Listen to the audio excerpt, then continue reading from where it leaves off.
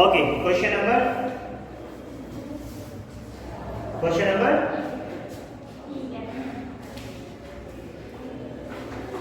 4, foot of the perpendicular is completed. Question number 4, foot of the perpendicular. It is very important question. If you have any problem, so you can ask me again. No problem. आता है? चलिए, question number 5.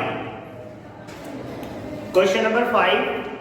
Yesterday means on Saturday I have told you about how to solve question number 5.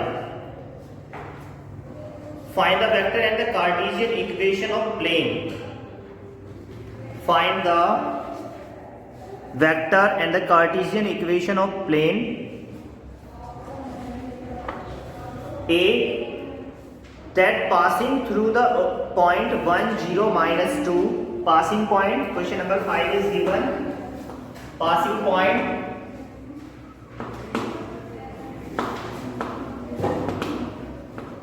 equal to 1 0 minus 2. Okay, and normal to the plane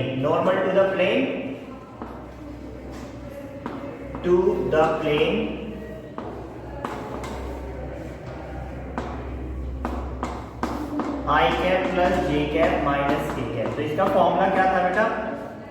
एक point से पास हो रहे plane के normal हो तो वो क्या है? एक वेक्टर के नॉर्मल हो तो vector R minus vector A dot N vector equal to 0. ये तो था फॉर्मूला. क्लियर है ना? कर दोगे इसमें. वेक्टर ए क्या है? वेक्टर ए आपका जो पॉइंट है उसके पोजीशन वेक्टर आ जाएंगे आई कैप प्लस 0 जे कैप माइनस 2 के कैप एंड एन वेक्टर जो परपेंडिकुलर वेक्टर ये नॉर्मल वेक्टर है वो क्या है? आई कैप प्लस जे कैप माइनस के कैप. तो बहुत इजी से आप कर सकते हो इस क्वेश्चन को. ठीक है ना? B part also you can do. Question number 6. Question number 6 is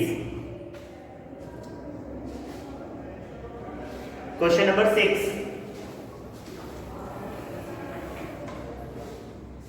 Question number 6. Find the equation of the plane that passing through 3 points. 3 non-collinear points होना चाहिए. 3 non-collinear points. क्योंकि अगर वो 3 पॉइंट एक ही पॉइंट से एक ही लाइन से पास कर जाएंगे तो it will form a line not plane. Okay, जैसे सपोज दैट ये कोई प्लेन है और इस प्लेन में ये कोई 3 नॉन कॉलिनियर पॉइंट्स है 1 2 3. तो जब मैं इनको ज्वाइन करूंगा तो ये एक प्लेन बनेगा. ओके, ये क्या बनेगा? एक प्लेन बनेगा. जैसे A B C. This point is x1 y1 z1. This point is x2 y2 z2. This point is x3 y3 z3. But अगर ये तीनों पॉइंट एक ही लाइन पे हो जाए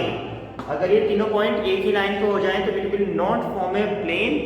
it will form a simple line जो एक कॉलिनियर लाइन होगी. वहां पे प्लेन नहीं बनेगा तो उसका जो भी फॉर्मूला होगा वो क्या होगा? इक्विवेलेंट टू 0 होगा. तो equation of plane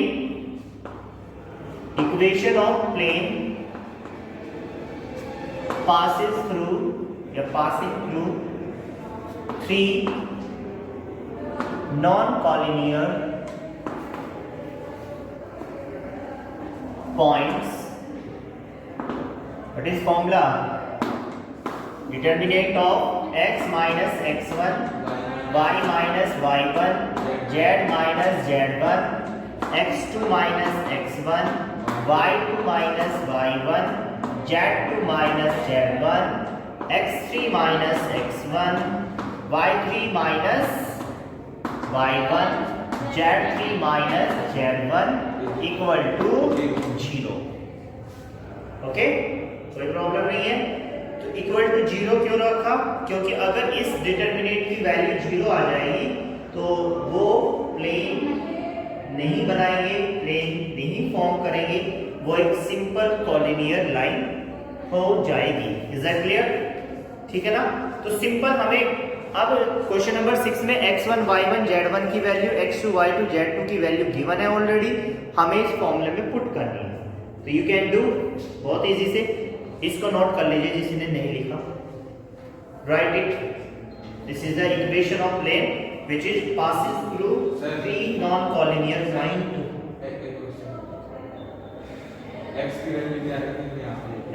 x it will form a equation। x is a general point where यहाँ पे कहीं भी इस प्लेन में जनरल पॉइंट हो सकता है, यहाँ पे यहाँ पे यहाँ पे।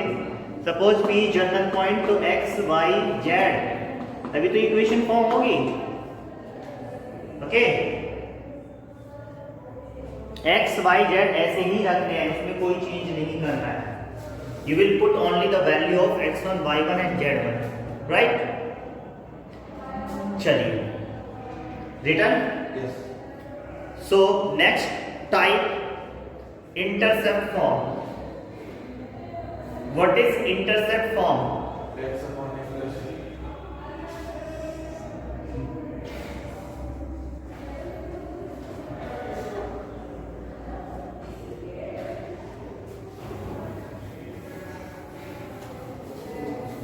Online students, you have any problem?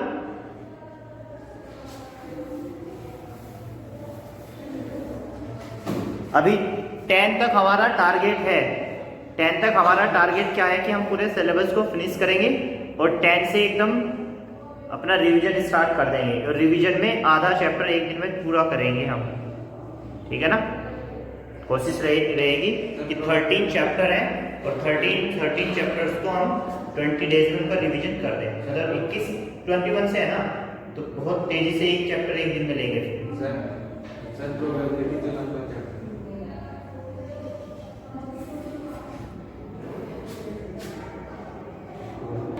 Yes, intercept form students. SEPT. Intercept form. What is intercept form? Intercept form is, class 11th में अगर स्ट्रेट लाइन बहुत अच्छे से पढ़ी होगी आप लोगों ने, आपके टीचर ने आपको अच्छे से पढ़ाया होगा, तो you know very well what is intercept form. What is intercept form? This is the x-axis intercept A. This is the y-axis intercept B. Mukul, what is intercept? You know what? I'm not asking about the form. I'm asking about the intercept only. जो cut होता है part x x का, ये part cut हुआ तो इसको x x का intercept बोलेंगे, ये y x का इंटरसेप्ट। तो जो इस लाइन AB की इक्वेशन हुआ करती थी वो क्या हुआ करती थी? x upon a plus y upon b equal to 1। अब क्या है, प्लेन के इंटरसेप्ट बताने हैं, और प्लेन कैसा होता है? 3D। प्लेन कैसा होता है? 3D। हाँ बिल्कुल सही बात है। तो ये इस तरह से बनेगा कुछ इस तरह से, तो उसी से हम क्या कर लेते हैं, उसी से इक्वेशन बना लेते हैं बिल्कुल। अगर ये x एक्सिस है, this is y axis, this is z axis, x x का इंटरसेप्ट a, y एक्स का इंटरसेप्ट b, z एक्स का इंटरसेप्ट c। तो what will be the equation of plane intercept form? x upon a plus y upon b plus z upon c equal to 1। लिखिए, this is the intercept form. और इस intercept form में change करने के लिए x यहाँ पे separate होना चाहिए और उधर 1 होना चाहिए। लिखिए, गेटिंग माय पॉइंट? ठीक है, लिखिए। Online students, if you have any problem you can ask।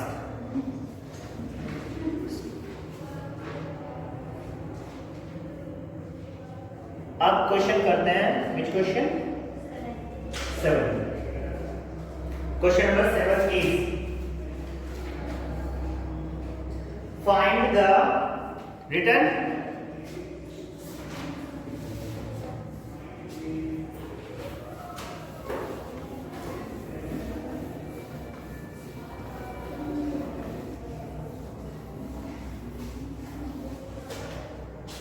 Question number 5 is,